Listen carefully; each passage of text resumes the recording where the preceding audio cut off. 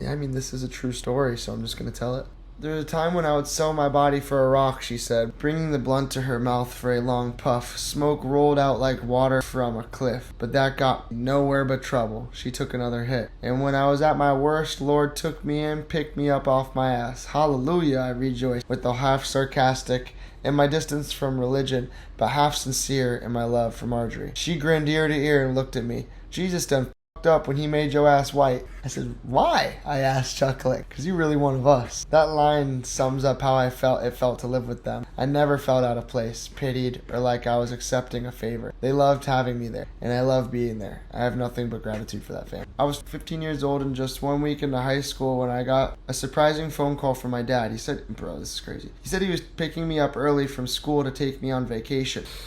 I was caught between suspicion and excitement. I hated school and was happy to leave early, but this was unusual behavior from him. Had I known where I was really going, I would have run, but I was unaware that my mom had made a deal to ease up on my dad in their ongoing financial divorce battle if he took me to a rehab program. So I got in the car, so he basically finessed me. When we got home, my bags were already packed and laid out on my bed. I looked around my room and it felt foreign to me, more like a hotel room than a bedroom. Noticing that I wasn't moving much, my dad called out Connor as he walked toward my room and opened the door. Let's go, he said, picking up a few pieces of luggage. I grabbed the rest and followed him out, and then we loaded the car and took off. We drove for about 5 hours, and as we passed through the flat marshes of Central Florida, I thought about New York, Mac, and his family, and my rascal friends like.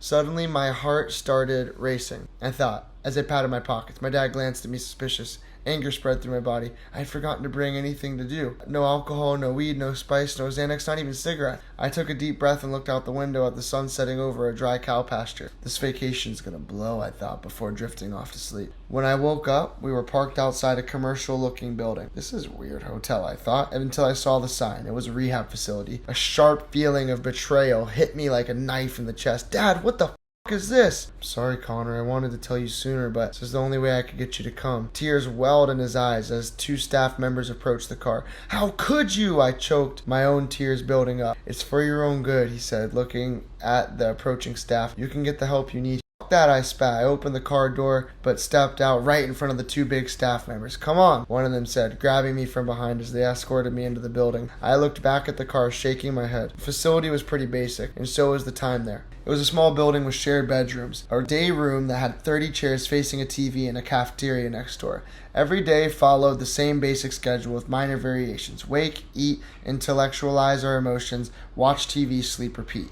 I guess a structured routine is supposed to build a productive member of society or something. I was the youngest patient, and I didn't really connect with anybody there except for this tall, goofy, younger counselor who I fucking ran into the other week, bro. I ran into this guy and he remembers me, bro. That's it. It's so trippy that I'm reading this right now. I forgot about this and didn't really connect with anyone there except for the tall, goofy, younger counselor who endearingly drilled the idea into me that I could change, which later on, as I revised this book, I met a few weeks prior again, 10 years later, at an event in Miami. So nice to see Jeff again. He had such a great memory of our time together. I can't believe that I guess I did write this book pretty recently. The food wasn't exactly healthy, but again, cigarettes used to be prescribed by doctors for asthma. We ate lots of salted chicken, bread, cartons of milk, sugary juice. This routine lasted for about 3 weeks. By the end, one thing I gained, besides a few extra pounds, was a lot of excitement to see my dad again. On one of our last phone calls before he picked me up, I told him I was going to try to not smoke using the facility's outdated methods of self-inquiry. These methods tried to address issues deeper than thoughts and words with only thoughts and words. Let me say that again. These methods tried to address issues deeper than thoughts and words only with thoughts and words.